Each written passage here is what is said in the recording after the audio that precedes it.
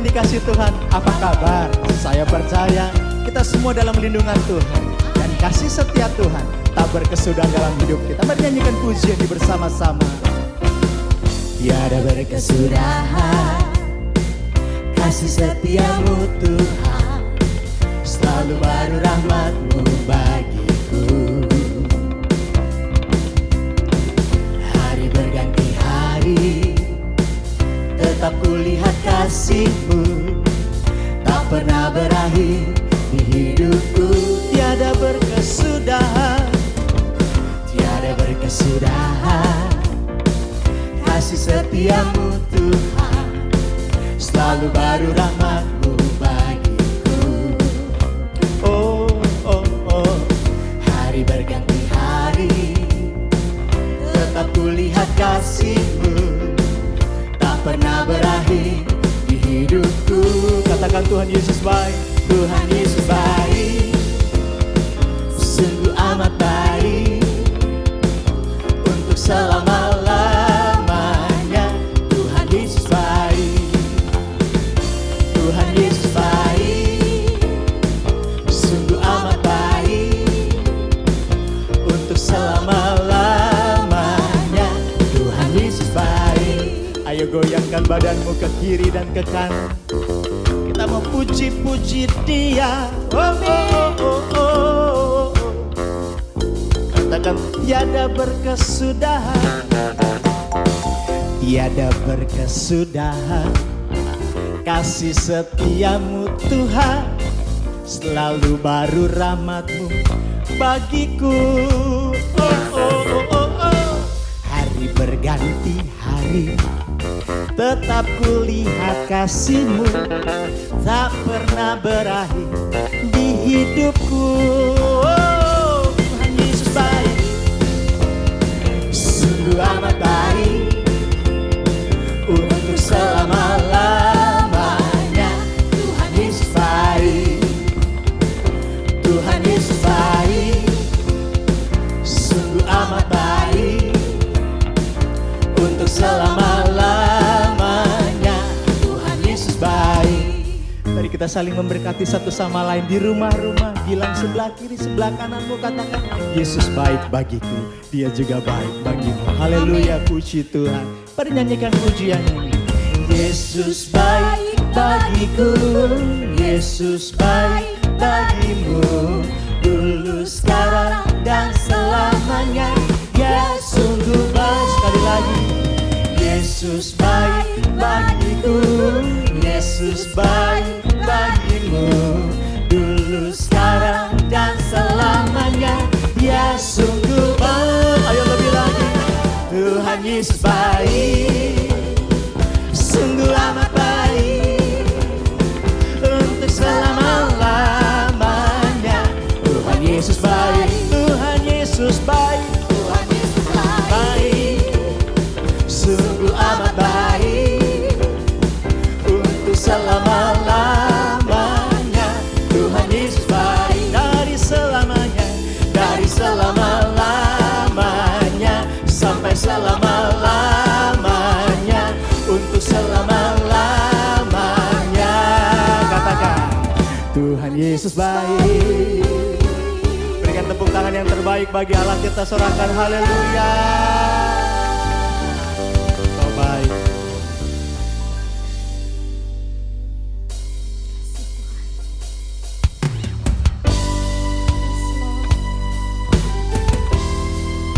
Sungguh besar kebaikan-Mu bagi setiap kami Tuhan. Bahwasanya untuk selama-lamanya kasih setia-Mu. Biarlah dalam keadaan hari-hari ini kami mau tetap bersyukur kepadamu ya Aba ya Bapa. Thank you Lord. Thank you Jesus.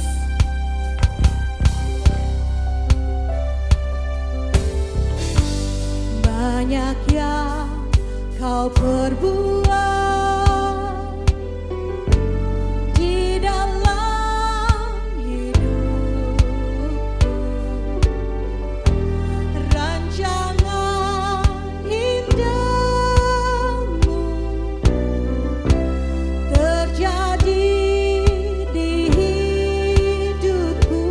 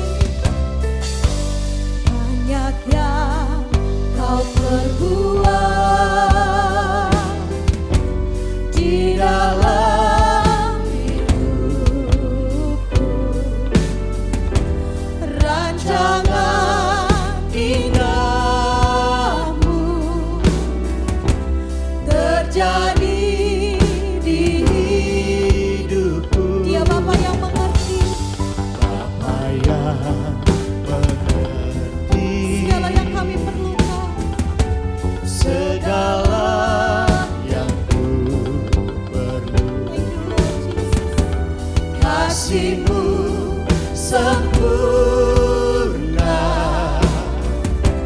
nyata dalam hidupku. Mari angkat tanganmu. Ku bersyukur Bapa,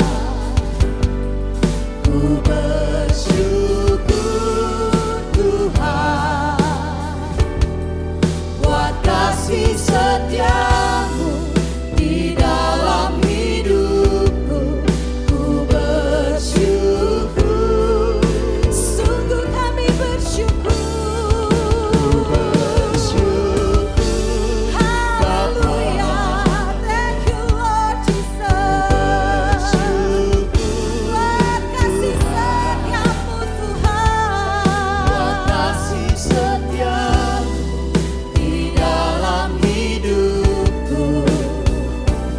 Ku bersyukur Tuhan. Mari mulai naikkan sembahmu buat Tuhan. kami bersyukur, Haleluya. kami Ini ucapan syukur kami padamu. Ini sembah kami padamu. Yesus Tuhan. naikkan namamu. Haleluya. Thank you Lord Jesus. Shalabaya shaka. Urialabaya shaka.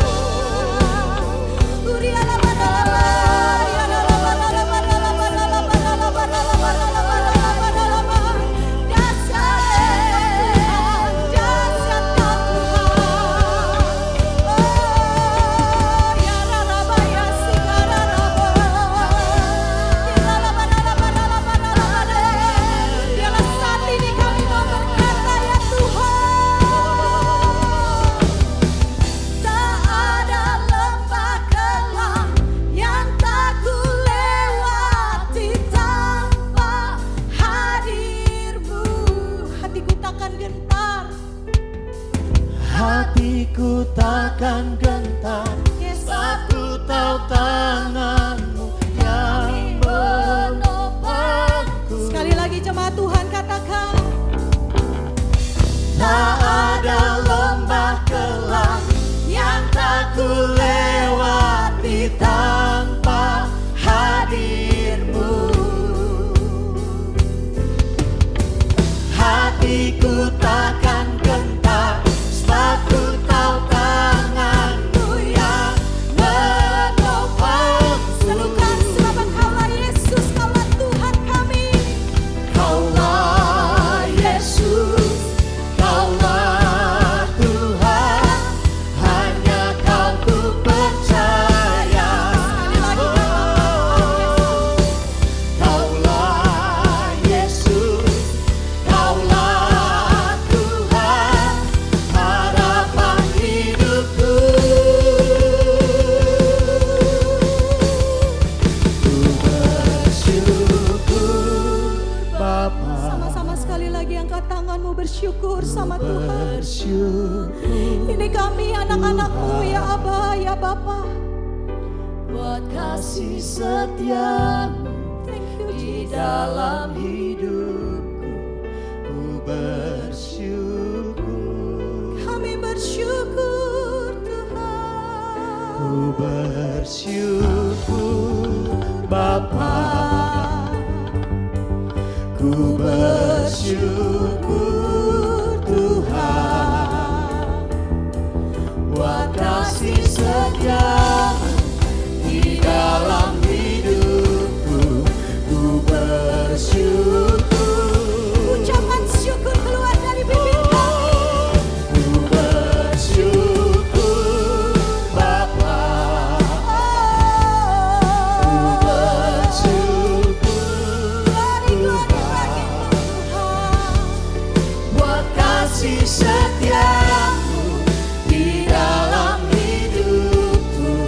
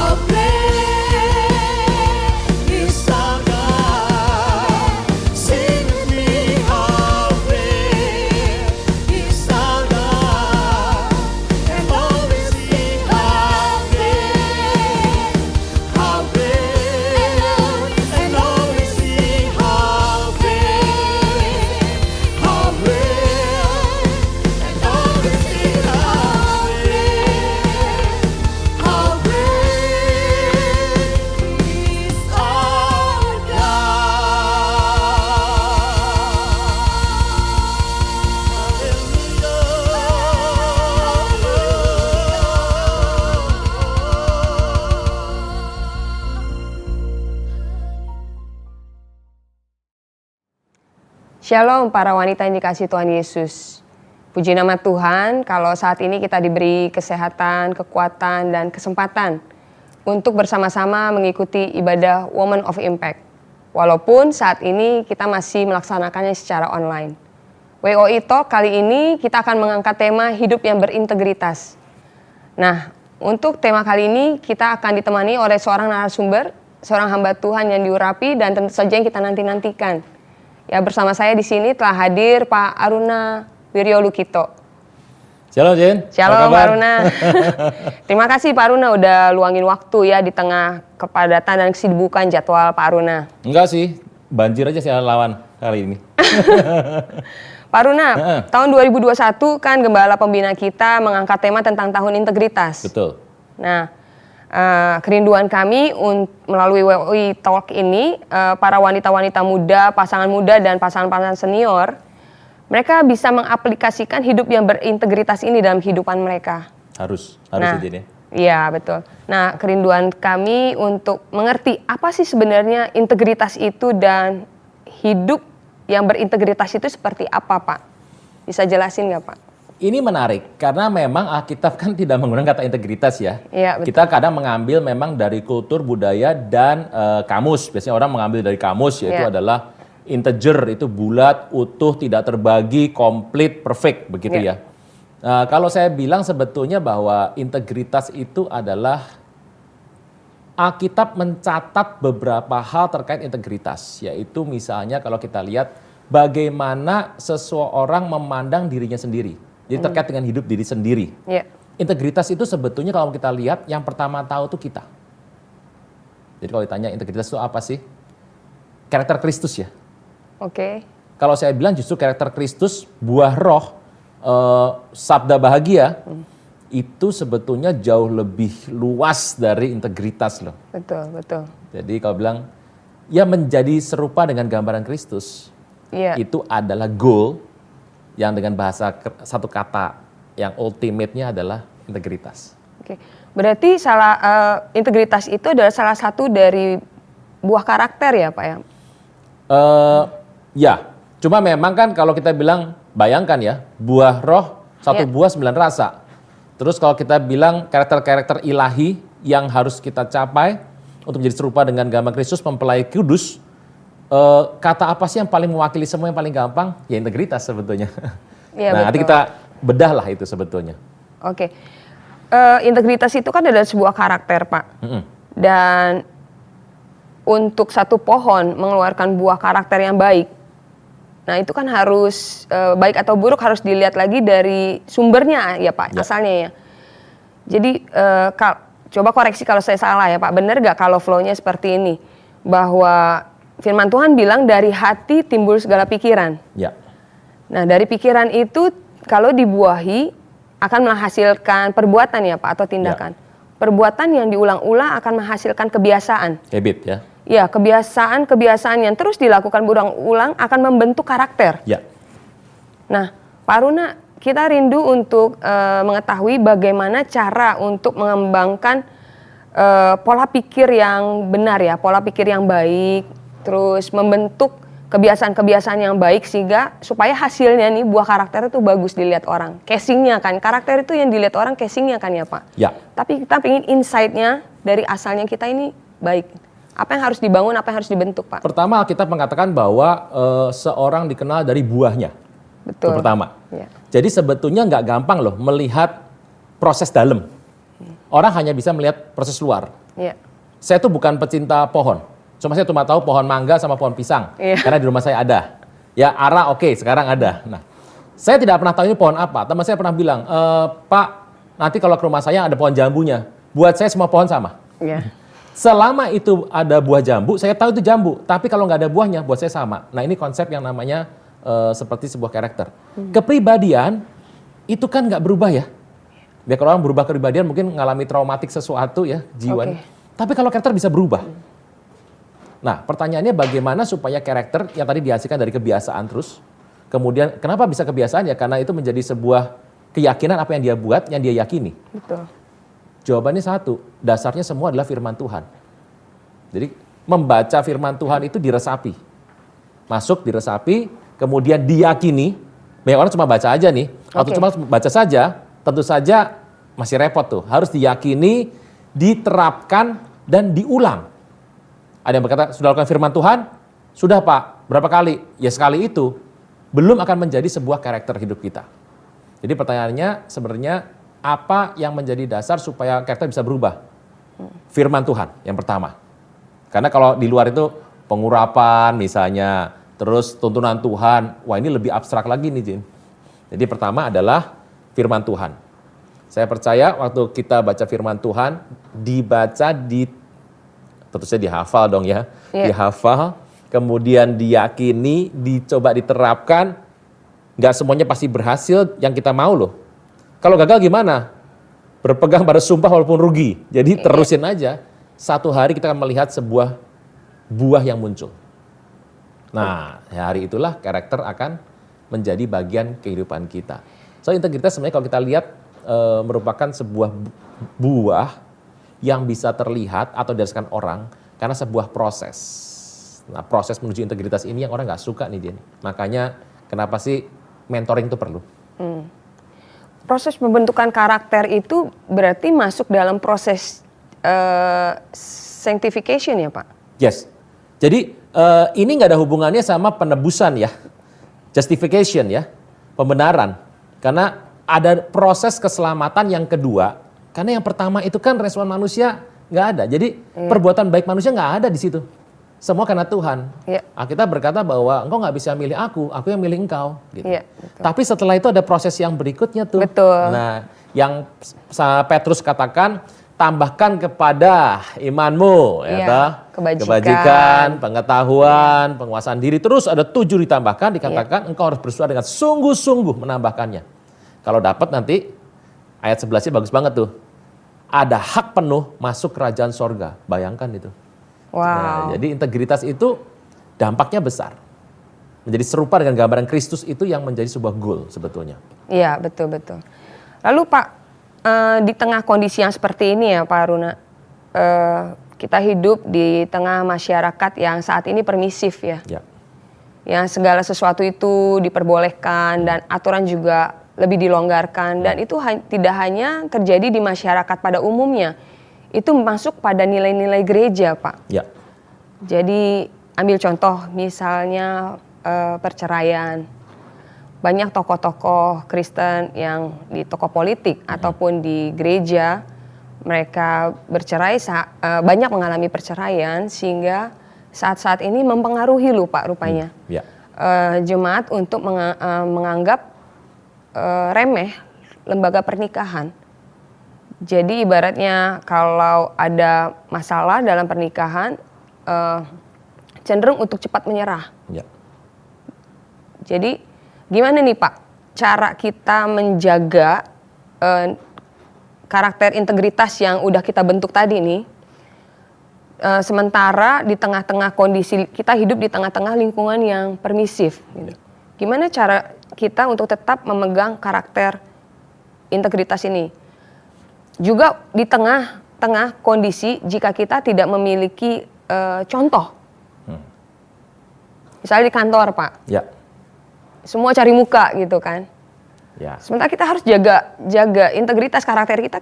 Kita pengen berhasil, pengen sukses, tapi nggak pengen dengan cara seperti itu gitu. Kurang lebih kayak gitu. Di tengah banjir dan angin, orang tuh pegang sebuah benda yang solid ya. Iya. Pertanyaannya adalah begini, kita ini mau jadikan idola siapa? Ini saya belum tanya nih, Jen idolanya siapa nih? Iya. Gitu ya. jangan tanya balik juga sama saya ya. Jadi gini, kalau kita butuh contoh manusia, saya tahu karena manusia itu kan butuh sesuatu yang dapat dilihat ya. Iya betul. Dan kita tahu bahwa gereja itu adalah bait Allah. Mempelai Kristus, Iya. tentara Kristus, adalah tempat di mana keluarga, sebuah tempat lembaga yang dapat dilihat. Iya. Nah, masalah utamanya adalah manusia suka sekali untuk menjadikan sebuah apa yang dia bisa lihat itu sebagai sebuah panutan. Nah, kalau dia tidak mencari sesuatu yang real di Alkitab, kan tokoh ini ya, tokohnya juga kenal juga enggak kan, baca juga enggak. Iya. Dia mencari tokoh-tokoh yang terkenal, hamba Tuhan, pemimpin-pemimpin politik yang Betul. anak Tuhan. Tetapi kita harus tahu bahwa kalau kita bersandar pada manusia pasti kecewa. Kalau ditanya, Pak di kantor saya ikut siapa? Kalau saya mah cari di Alkitab aja. Contoh nih, kalau di kantor, ya kita lihat Daniel. Daniel adalah birokrat. Di kantor itu, di kerajaan loh. Dia di sebuah lembaga kan. Kalau misalnya di keluarga, kita bisa pilih banyak hal di sana. Ada yang namanya Daud, ada yang namanya Batsheba, ada yang namanya Ishak. Ishak tuh kan baik banget tuh orangnya. Abraham tuh, itu semua perempuan suka dengan suami model Abraham tuh, beneran tuh. Nah, tapi nggak semua pria suka dengan perempuan seperti Zara, gitu. Nah, tapi semua perempuan suka merek Zara, Pak. Zara suka ya? Nah, itu ya. Tapi mau beli kapan hari ini ya? Iya, betul. Jadi ini yang kita harus lihat. Kalau cari sebuah contoh, pegangan, cari di Alkitab aja. Iya. Orang bilang, ya Bapak pendeta, ya memang begini. Karena gini, hari kita menjadikan seorang sebagai, termasuk mentor kita. Manusia, itu pasti bisa salah. Di Alkitab aja ada kesalahan kok. Nah, saya lebih suka sebetulnya mencari sosok itu ya di Alkitab aja. Karena di Alkitab gini, kalau dia jatuh ada solusi. Kalau di dunia solusinya, waduh, terlalu kompleks ya. Di tengah dunia permisif seperti ini. Iya. Nah, ketidakmauan atau ketidakmampuan atau ketidaktahuan untuk mengambil sebuah contoh firman Tuhan sebagai pola pembelajaran, itu membuat kita suka sekali mengambil pola dari manusia. Ini bagus nih, saya ikut dia. Ya, tapi tidak boleh lebih tinggi levelnya daripada tokoh-tokoh di Alkitab. Saya sedang bahas integritas ya. Selalu ambil satu orang sebagai contoh. Siapa, Pak? Apa nih? Contoh apa dulu nih? Kan tiap sektor banyak nih. Dalam hal ini kita untuk di kantor wanita, gitu? ya, wanita? Untuk wanita dalam keluarga. Oh, kalau wanita saya nggak bisa puji lebih besar daripada Batsheba. Batsheba. Loh, kenapa? Ini menarik ini. Kok bisa, Pak? Batsheba. How come? Kalau saya bilang ya oke, Ibu Tuhan Yesus ya. Maria. Oke. Tapi kalau Maria saya tahu semua orang itu jawaban yang biasa. Kan kita perlu PL dan PB kan? Iya. Oke, kalau PB Maria oke. Setuju saya. Tapi kalau PL, Pak kenapa begitu? Kan nanya tadi. Ini jawaban saya. Batsheba. Atau yang mau sedikit lebih soft supaya nggak mengundang polemik. Oke. Yedida binti Adaya. Nah lu. Itu istri imam besar atau? Enggak, orang biasa dari sebuah lokasi namanya Bozgat. Dan ibu ini nggak terkenal, namanya cuma satu kali disebut. Yedida binti Adaya, mamahnya Yosia. Oh, Raja Yosia. Raja Yosia. Okay. Suami bejat abis, mertua super duper bejat. Kerajaan total menyembah berhala, dan karena dua raja ini, bahkan waktu Yosia pun menyembah Tuhan dengan baik, Tuhan bilang, oke, tetap aku hancurin. Tuhan, kami sudah berbakti kepadamu. Oke, aku berkati engkau, tapi Yehuda tetap hancur. Gara-gara dua raja ini. Di tengah mertua sama suami seperti ini, dia kok bisa ya didik anak seperti Yosia? Iya. Aneh banget, umur 8 tahun jadi raja loh. 8 tahun gitulah, kelas 2 SD, 3 SD itu. Oke Pak, Yosia ini hidup dengan ayah Raja Amon. Ya. Dengan kakeknya Manasye. Manasye. Dan ini memang seperti yang Bapak bilang, raja-raja yang membawa seluruh bangsa Israel untuk menyembah Allah lain kan ya. Tapi bagaimana Yosia bisa punya karakter seperti itu menurut Pak Aruna? Karena pengaruh dari mamahnya. Mamahnya benar. Iya. Bagaimana mungkin coba ada anak, Pak itu kan ada imam di situ. Iya. Tapi kan ingat, imam mana bisa masuk kerajaan? Rajanya benci imam, udah dipensiunkan, udah dipecat, jauh di mana itu? Nggak mungkin itu imam dan masuk dalam kerajaan. Kenapa? Rajanya penuh dengan kuil berhala. Yang unik, ini istri raja ini, permaisuri ini, bisa didik anak kayak Yosia. Jen, berasa nggak nih? Ini yang nonton nanti di hati masih mikirin Batsheba nih. Masih mikirin Batsheba. Saya juga Pak, saya juga saya nggak mau penasaran. bahas, sengaja biarin buat sesi ketiga keempat aja biarin. Kita mau bahas yang lain dulu, gitu. Lempar bola tanggung aja, biar berasa. Ini akan jadi pertanyaan di kunci saya nanti di terakhir Pak. Saya penasaran sekali. Iya nanti abis terakhir tiba-tiba setelah yang satu ini kan gitu. Iya betul. Yosia. Oke, Yosia. Jadi seorang anak yang takut akan Tuhan, yang punya integritas yang baik itu bisa karena mamahnya baik ajarannya. Yosia itu nggak cuma balik sama Tuhan loh. Iya. Hatinya ngeliat orang kecil, itu oke lah. Dia bilang gini, jangan bikin hitung-hitungan sama orang-orang tukang-tukang yang kerja. Iya. Mereka udah jujur, udah baik kok, udah kasih aja kasih. Jangan hitung-hitungan. Bayangkan itu anak umur berapa itu? Itu milenial itu. Waktu dia ngalami ini, 26 tahun usianya. Jadi bayangkan anak 26 tahun sekarang apa ya, S2 ya. Lagi bikin pastry, bikin roti, jualan karena zaman masa pandemi. Dia pegang firman Tuhan dan begitu dibacakan firman Tuhan, dia koyak bajunya, dia kaget dan stres, langsung cari nabi. Artinya apa sih? Firman Tuhan itu dia paling takut. Kalau sudah maunya A ya, dia berusaha A. Dia kerahkan semuanya demi untuk memenuhi firman Tuhan. Jadi tidak ada yang namanya hakim. Iya. Bahkan Daud melakukan Paskah pada zaman itu. Paskah terakhir zaman Musa, Iya. kemudian Yosua. Iya. Hakim-hakim gak ada yang bikin Paskah. Betul. Sampai Yosia. Kenapa Daud gak bikin? Perang terus. Salomo, kebaikan istri. Terlalu Yosua. diberkati ya Pak? Hizkia juga bikin Paskah tuh. Tapi kan ingat, Paskahnya tangganya beda. Oh, oke. Paskah tuh harus tangganya tepat, Iya, harus betul. imamnya tepat, mesbahnya tepat, waktunya tepat, semuanya tepat. Hanya Yosia. Yosia yang benar-benar perhitungan semuanya itu ya. Firman tuh nempel sama dia.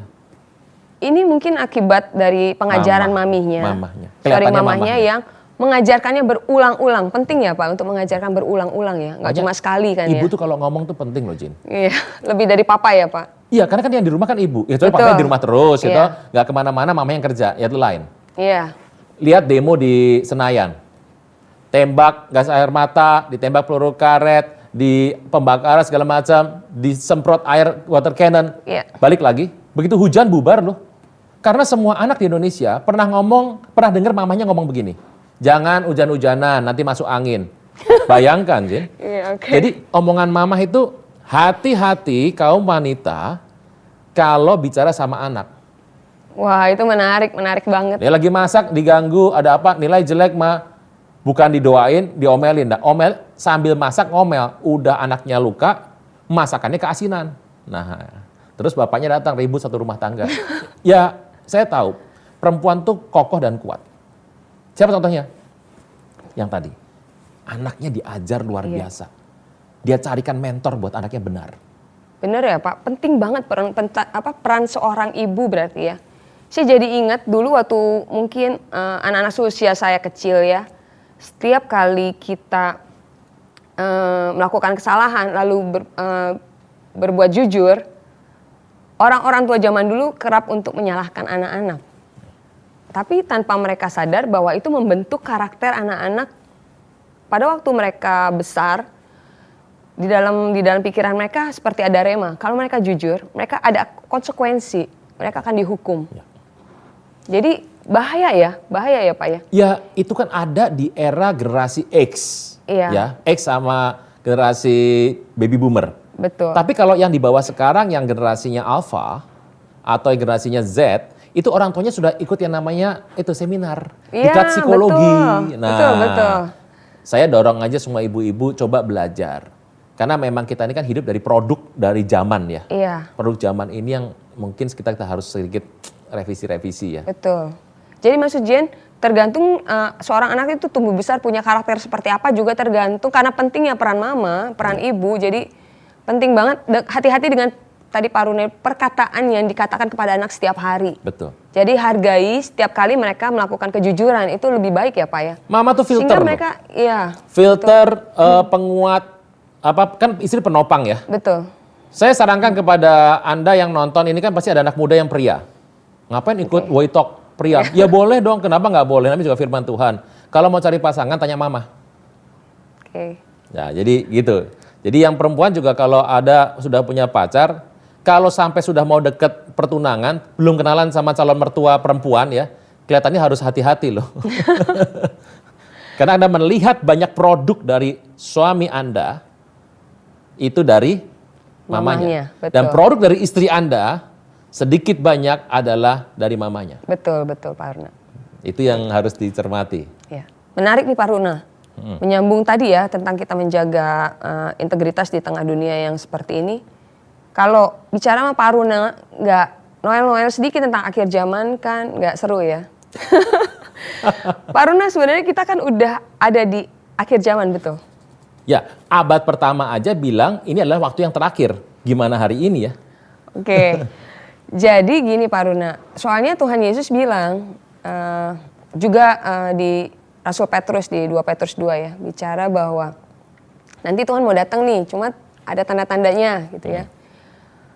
Seperti zaman Nuh dan zaman Sodom dan Gomora. Sebenarnya kan yang terjadi di zaman Sodom dan Gomora itu orang nggak punya daya tahan terhadap keinginan. Semua yang mereka mau mereka buat. Bahkan itu segala sesuatu yang terutama ke arah percabulan ya Pak Runa ya. LGBT mungkin yang saat ini ada ya. Juga di zaman Nuh, apa yang terjadi di zaman Nuh, mereka itu di Kejadian 6 ditulis mereka itu berbuat apa aja yang dikehendaki hatinya jahat di mata Tuhan. Ya Pak Runa ya. Jadi zaman Nuh dan zaman Sodom dan Gomora kondisinya mungkin saat ini mirip-mirip dengan kondisi sekarang ya Pak Runa. Lebih berat sekarang kali ya? Oh ya? Lah kan Oke. di Timotius bilang pasal 3, kondisi manusia akhir zaman. Iya. Mereka menjadi pembual, pemfitnah segala macam. Yang paling terakhir tuh menarik sekali. Mereka beribadah tetapi mereka memungkiri kekuatannya. Mereka beribadah loh. Berarti cerita yang ada di 2 Timotius kondisi manusia akhir zaman itu di rumah Tuhan dong. Betul Pak. Nah kalau di rumah Tuhan sudah seperti yang namanya zaman Nuh, kawin mengawinkan pesta pora, pertanyaan adalah di luar bagaimana? Ya dikali kuadratnya aja. Iya betul. Nah itu yang maksud Jen tadi, gimana Pak cara kondisi itu udah yang tadi Pak Runa bilang ya, kondisi sekarang malah lebih parah karena itu masuk dalam gereja kan. Gimana cara kita tuh benar-benar di tengah mau akhir zaman ini kita harus hidup yang sungguh-sungguh itu loh Pak. Saya lebih serak, ini saya nih pribadi Pola saya pikir nih. seperti apa yang harus kita punya gitu supaya kita punya goal setting, kita harus punya karakter seperti Kristus. Kita akan diangkat gitu ya. Kita harus punya goal setting untuk diangkat, rapture bersama Ya. dengan Tuhan. Tapi kan kita nggak bisa dengan kondisi hidup kita yang nggak punya integritas, karakter kita yang nggak menonjolkan sifat Kristus di dalamnya gitu kan ya Pak ya. Sebetulnya begini, kalau saya itu kalau melihat sebuah situasi selalu bertanya begini, kita mau berakhir di mana nih? Endingnya Iya, apa? Iya. Mau nikmatin musim salju atau musim panas? Kalau salju tolong bawa mantel. Iya. Yaitu kalau mau ke pantai jangan bawa tuxedo. Jadi sekarang pertanyaan gini, kita mau berakhir di mana? Saya mau kemana Pak? Mau ke Bali? Ya naik pesawat. Kalau Bali naik motor bisa. Naik sepeda bisa sengkleh kan gitu. Iya. Jadi sekarang kita ini tujuannya mau kemana? Misalnya adalah kita tujuan memang untuk kelak bertemu dengan Tuhan. Iya. Nah kita mau bikin apa? Jadi cara yang kita pakai hari ini harus yang cara tanda kutip direkomendasi, Iya. disertifikasi oleh sorga. Iya, sesaleh apa dan sebersih apa kita harus hidup Pak, kita kira-kira seperti itu. Pertama firman. Orang bilang gini, Pak firman banyak Pak. Oke, kalau gitu kita bertanya, siapa yang boleh naik ke Gunung Kudus Tuhan? Nah, iya. Kan ditulis tuh, orang yang bla bla bla bla. Ngerti Pak, harus begini saya ngerti. Tapi gini Pak, panduan tahapnya levelingnya apa? Jawabannya kalau saya sekarang adalah fokus. Fokus. Dengan porsi masing-masing. Banyak yang namanya pria ingin punya porsi seperti wanita, yang wanita pengen seperti pria. Iya. Orang tua punya porsi yang harusnya mendidik, memberikan pendisiplinan, mengambil porsi menjadi di bawah anak. Anak ingin mengatasi orang tua. Nah, perbedaan coupling dan porsi ini merusak segala sesuatu. Apa sih terjadi pada zaman Nuh? Alkitab berkata bahwa hari itu muncul para raksasa. Itu kan mutasi gen ya. Betul. Mutasi gen. Jadi terjadi sebuah mutasi, kenapa? Karena ada yang Tuhan larang tapi bercampur. Percampuran dengan dunia. Kita nggak bisa lepas dari bumi, kita masih orang bumi nih, Betul. tapi bukan berarti kita dengan sistem dunia. Betul. Percampuran dengan sistem dunia, bisa ada yang kita nggak bisa terlalu banyak lepas ya. Karena memang sudah disetting. Contoh adalah, mana ada sih orang nggak minjem hari ini? Saya anti minjem Pak, nggak bisa, listrik gimana? Listrik Februari bayarnya Maret kok. Iya. Nah, kita nggak bisa lepas, tapi kita harus jaga. Karena percampuran ini menghasilkan mutasi gen. LGBT tadi dibilang segala macam. Itu kan adalah produk dari sebuah mutasi. Mutasi gen, bukan. Mutasi karena apa? Dia ingin menyeberang dari sebuah garis yang dikasih garis sama Tuhan, dia nyebrang. Kayak Adam juga nyebrang kan. Semua yang nyebrang garis Tuhan akan kena. Nah kalau saya lebih fokusnya apa? Kalau saya, kita kembali ke konsep yang namanya kisah para rasul. Kisah para rasul adalah pola jemaat, pola hidup, pola gaya, tuntunan yang hari itu berhasil berdaya guna bertahan terhadap seluruh hegemoni kekuasaan Romawi. Which is adalah dunia. Nah berarti itu adalah menurut saya yang paling kokoh. Apa itu? Dan ini adalah founding fathers ya, bapak-bapak yang akan menulis firman Tuhan kelak yang kita baca sampai hari ini. Jadi kalau kita mau mengikuti seperti itu, ya baca kembali, paling gampang udah. Daud berkata, siapa yang kudus Tuhan? Yang begini. Oke, kita ngerti. Tekniknya bagaimana? Teknisnya nih, caranya untuk mencapai itu. Betul, yang bersih tangannya dan suci Baca hatinya. kisah Rasul aja. Kisah para Rasul beneran, karena di situ adalah dasar dari semua kegerakan. Orang tuh kalau tempat paling aman dalam peperangan apa sih? Bergerak. Tempat paling aman dalam peperangan itu bergerak. Bergerak. Coba kalau diem, bahaya loh, sasaran tembak sekali loh. Iya, jadi sitting duck ya Pak. Tempat paling aman dalam peperangan di muka bumi ini apa? Tetap berlari buat Tuhan. Nah makanya kita harus ikuti pergerakan Roh Kudus. Ya, itu satu. Mencari orang-orang di sekeliling kita yang berlari. Nah itu penting nih Pak, menarik Lah kumpulnya sekali tiap hari sinetron Ikatan Cinta. Itu ya. Saya nggak nonton loh ya. Drakor Pak sekarang. Drakor ya? Nggak tahu ini yang nonton kan banyak nih. Siapa aja? Drakor, Dracin mungkin.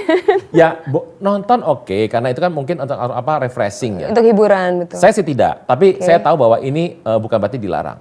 Betul. Intinya satu, bahwa kita harus tahu apa yang kita lihat, kita dikelilingi oleh siapa. Kenapa sih ada komunitas di rumah Tuhan? Karena kita mau dikelilingi sama orang-orang yang hot gitu loh. Betul, saya setuju tuh Pak. Untuk kita mencapai goal yang kita pingin tuju harus dikelilingi orang-orang yang punya goal yang sama. Women of impact. Ya. Kasih impact ke orang-orang dan saling memberikan impact yang bagus, nanti akan muter sendiri tuh. Betul. Integritasnya akan mulai. Betul sekali. Karena kalau saya pengen hidup jujur nih misalnya, terus orang Kristen di sebelah saya tidak jujur dan jumlahnya banyak dan majority itu menjadi menang, kita akan merasa menderita banget loh. Ya kalau di luar. Contohnya kayak Lot kan Pak. Dia hidup di dunia yang seperti itu. Menderita loh. Dia menderita di dunia. Firman Tuhan bilang dia menderita. Siapa sih orang yang ngalami seperti itu di Alkitab? Banyak banget. Musa seperti itu. Iya. Kesendirian, keterasingan. Betul. John the Baptist.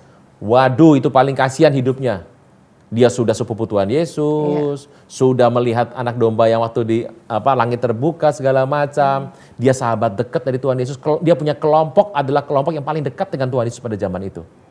Dia di penjara, dia tunggu-tunggu kapan nih saudara saya yang bebasin. Ya, ini Tuhan saya luar biasa. Dia dengar kabar yang aneh.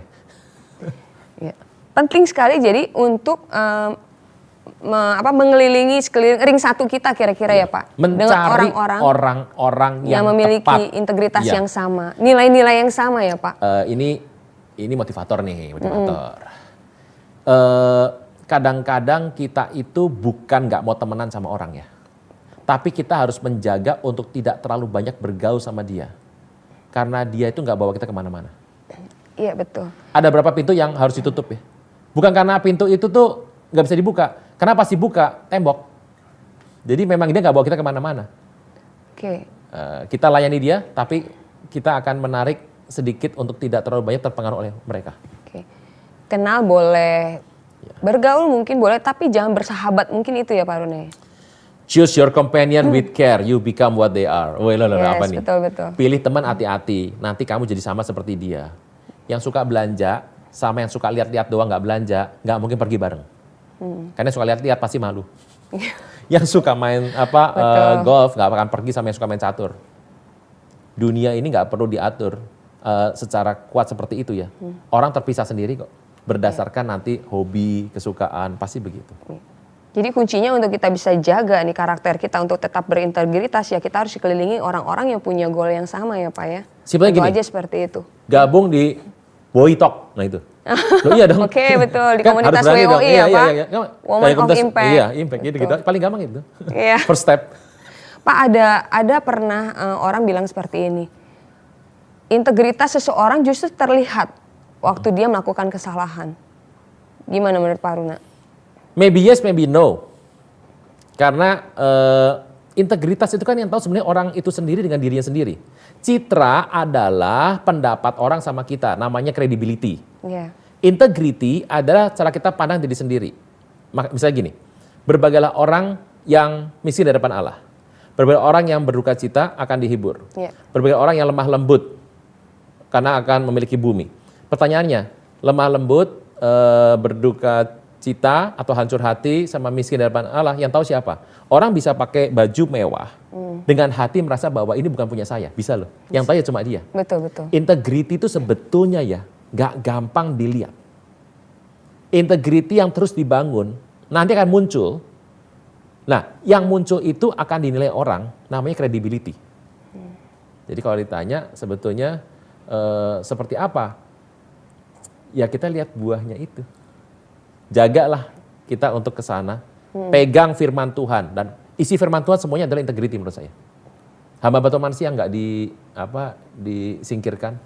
Yeah. Kalau dia ngalami masalah, cara dia berbalik sama Tuhan yang benar, jangan Yudas ya. Jangan Yudas Iskariot tuh menyelesaikan masalah dengan masalah baru. Cara hamba Tuhan di Alkitab yang pernah mengalami kegagalan, kembali sama Tuhan, itu tetap masuk dalam konteks koridor integritas. Jadi kalau ditanya, apa kelihatan benar orang yang bersalah itu, cara orang kelihatan integritas pada saat dia mengalami kegagalan, bisa jadi iya. Betul, betul Pak Aruna. Tapi ya ada juga yang tidak ya. Iya.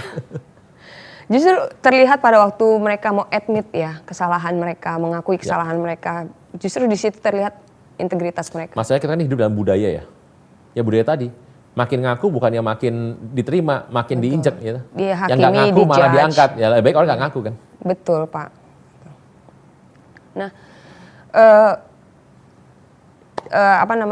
dampak negatif sih Pak kalau kita hidup nih nggak berintegritas. Kalau kita zaman Nuh atau zaman si Lot kan ya Pak,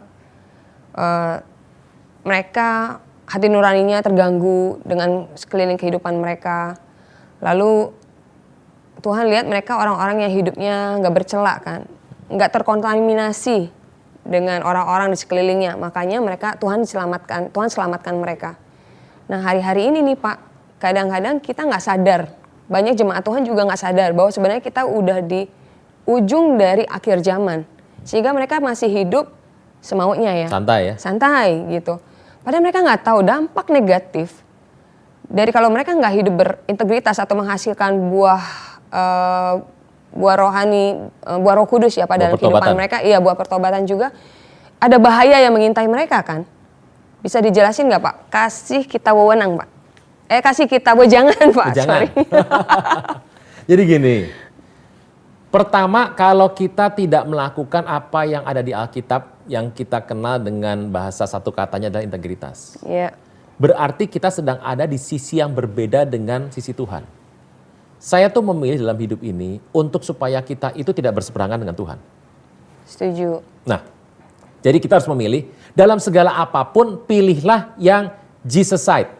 Sisinya Tuhan. Kalau Tuhan ada di sebelah kiri, kita ke kiri. Tuhan ada di sebelah kanan, kita ke kanan. Pokoknya gini, selalu ada di satu sisi dengan Tuhan. Di satu bagian yang bersama dengan Tuhan. Nah, kalau kita berusaha berseberangan dengan yang tadi melawan kata integritas itu, bayangkan ya, kita sedang berseberangan sama Tuhan Yesus. Sekuat apa ini? Kita berseberangan sama Tuhan Yesus. Ini udah kayak yang namanya timun lawan duren. Betul. Lah, duren bilang gini sama timun, Timun, berani sama saya? Nih, pukul aja hidup saya. Dimanapun kamu mau, pukul berkali-kali. Lah Timun kemudian memukulkan dirinya kepada duren. Iya. Pertanyaan yang hancur siapa? Timun yang terluka. Saya nggak bilang, ini kan sebuah ilustrasi ya. Jadi gini, kita ngelawan Tuhan, mau berseberangan sama Tuhan. Ayolah, yang punya rumah Bapa. Yang akan dinikahi nanti adalah beliau. Yeah. Yang akan tinggal melindungi kita hidup dalam segala hal adalah beliau. Berkenan pun adalah kepada hati beliau. Yang menebus kita adalah dia. Pertanyaannya gini, kita berseberangan sama dia, apa sih untungnya? Iya. Betul. Cari masalah hidup dalam hidup kita, endingnya nanti menderita. Mumpung masih banyak teman-teman hamba Tuhan yang ada di muka bumi ini, dengar ini, mending kita berubah. Nanti kalau sudah pada pengangkatan ya, udah nggak ada semua, mau nanya siapa coba? Iya betul. Jadi kalau kita mau masuk surga, endingnya mau bersama dengan Tuhan Yesus harus biasain gaya hidup yang Tuhan suka ya Pak. Harusnya seperti itu yang Lebih kepada jadi kita mindset sebenarnya tidak ya. pengen menyakiti hati Tuhan. Oke. Jadi ya, saya ini kalau ngomong gini takutnya orang bilang, ih horor, nakut-nakutin tuh. Ya tapi itulah kenyataannya Iya, harus, ya. Pak. Gitu Iya. ya. Mereka harus mengerti, kita harus mengerti juga bahwa kita hidup ada di mana sih sebenarnya. Iya. Jangan sampai kita hidup seperti orang Farisi, kira-kira seperti itu ya Pak ya. Ya, Yang waktu zaman Tuhan Yesus itu Tuhan kesel banget sama orang Farisi ya Pak. zaman Tuhan Yesus ada minimal 4 golongan yang hidup hari itu. 2 dekat sama Tuhan Yesus, 2 lagi berseberangan sama Tuhan Yesus. Yang berseberangan yang paling sering bersinggungan, berseberangan adalah Farisi. Iya. Bukan karena ajaran mereka. Because karena pola hidup mereka yang Iya. tidak sesuai. Jadi konsistensi dari sebuah kehidupan yang ternyata tidak terjadi. Iya betul. Itu Bisa dibilang Farisi. mereka tidak punya integritas kan Pak orang Ya. Farisi. Mereka selfish, Ya. cenderung sombong dalam Ya. hidup mereka. Ya Karena kan? ya mungkin membuat mereka tidak bisa mengenal apa yang benar, itu karena mereka menganggap mereka lebih tinggi dari orang lain. Nah ini kan problem nih. Waktu kita anggap kita lebih tinggi dari orang lain, kita berkata, hendaklah engkau menganggap orang lain lebih utama. Iya. Begitu dibalik, ya itu grupnya orang Farisi. Bukan berarti semua orang Farisi jelek loh. Ada yang bagus loh, Farisi. Paulus, Farisi tadinya. Bagus Mantan, banget ya. iya, betul. Mantan kan? Iya. Dan pendidikan dia itu membuat dia kemudian pengalaman dia bisa membuat dia menulis 2/3 perjanjian baru itu. Iya. Idola Jen siapa nih? Saya belum tanya nih. Apa Pak? Idola di Alkitab siapa? Tentang orang PL yang... dan PB. Ini PR buat saya ini. Saya mau jawab Bathsheba takut salah. No, Oh, jangan. just kidding. Yang yakin aja.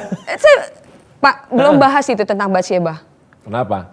Kok Simpan aja bisa? nanti. Kok bisa? Hah? Loh, iya karena gini. Sedikit aja Pak, sedikit aja. Bathsheba salah apa? Coba gitu aja. Saya balikin.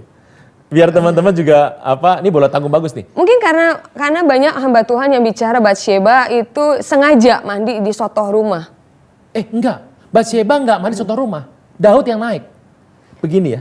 Kalau dia mandi, tutupannya cuma satu kain terbuka, di lapangan, di kebun, yang bisa dilihat, oke. Daud mengintip Bathsheba itu dari sotoh rumah. Sotoh itu kalau orang bilang adalah dak. Jadi kalau rumah itu ada tingkat 3, ada daknya di atas. Oke. Nah, itu sore hari. Tolong ngerti, Israel sore hari itu panasnya kayak apa? Musim hujan Pak, ya, lagi zaman perang, pergantian tahun September. Itu zaman pergantian tahun, jadi zamannya Iya. Rosh Hashanah. Iya. Panasnya bukan main sore-sore. Ngapain Daud naik ke dak atas coba? Pertama main layang-layang, benerin AC, bersihin jemuran. Oke, jadi menurut Ngapain Pak coba? Aruna, Bathsheba itu sebenarnya mandi memang rutinitasnya dia gitu. Nggak ada salahnya sore dia. lagi panas dia mandi, dipanggil raja ya datang dong. Nggak ada HAM loh hari itu. Oke. Saya mau tanya gini aja, salahnya Bathsheba apa? Kalau Tante Potifar pasti salah, jelas Tante Potifar salah. Oke, mungkin nggak karena dia nggak menolak, padahal dia sudah punya suami. Ayolah, ini zaman kapan? Oke sih, HAM nggak ada loh. nggak bisa menolak permintaan raja kurang lebih Nggak seperti itu bisa. ya Pak. Ingat, Daud itu levelnya apa? Sampai hari ini aja, nama Daud masih terkenal. Iya, oke. Let's say misalnya Pak Bathsheba nggak ambil bagian dalam itu, tapi sikap Bathsheba integritas seperti apa yang? Dia tidak membunuh Uria, dia tidak menyalahkan Daud seumur hidupnya. Dia cuma berpegang pada janji seperti Kaleb. Tuanku raja pernah bersumpah bahwa anakku yang menggantikan engkau. Tapi lihat hari ini, Adonia sudah naik bla bla bla bla bla. Apa yang dia pegang sebuah janji. Dan Daud ingat, iya janji. Langsung Daud akhirnya oke, panggil, beres semuanya kan. Iya. Itu kalau baca bilang gini, ya janjinya dapat sih ini, Adonia dikasih. Terus dia mulai kepahitan sama Daud, dia sudah tua juga nih laki satu ini ya. Wah udah panjang cerita deh udah. Iya betul, dia punya hati yang baik seperti Bathsheba dari Berarti oke cerita nggak dengan Bathsheba? Adonia itu. Oke dong. Bisa saya terima Pak. Kalau Belum yang lain lagi nih, apa ceritanya? Itu satu dulu, oke. kalau Pak Aruna tanya saya, mungkin saya lebih memilih Ruth. Ruth, Ya. oke, kenapa? Karena Ruth dari keluarga orang yang tidak percaya. Ya. Dia ikut mertuanya yang percaya kepada Yahweh waktu itu ya Pak ya. Dan dia menikah, komitmennya itu terhadap suaminya, walaupun suaminya udah meninggal, dia pindahkan kepada mertuanya. Ya. Dia punya integritas untuk berpegang pada komitmennya, dan dia ikut kemanapun Naomi pergi.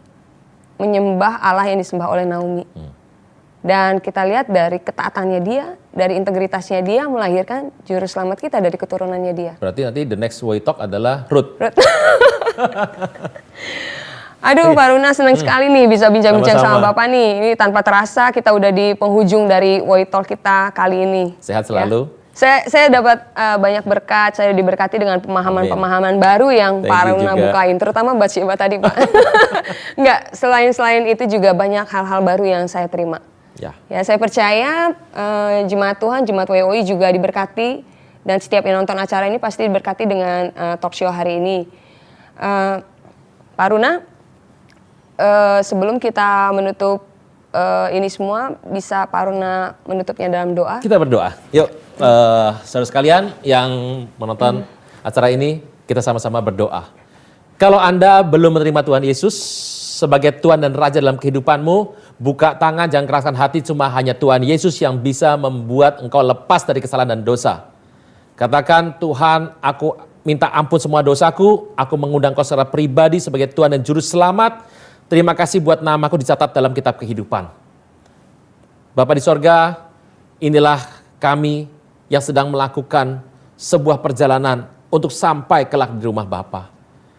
Tuhan Yesus, terima kasih buat semua yang sudah memirsa hari ini. Biarlah hidup kami adalah menjadi orang-orang yang memiliki sebuah integritas dalam kehidupan ini.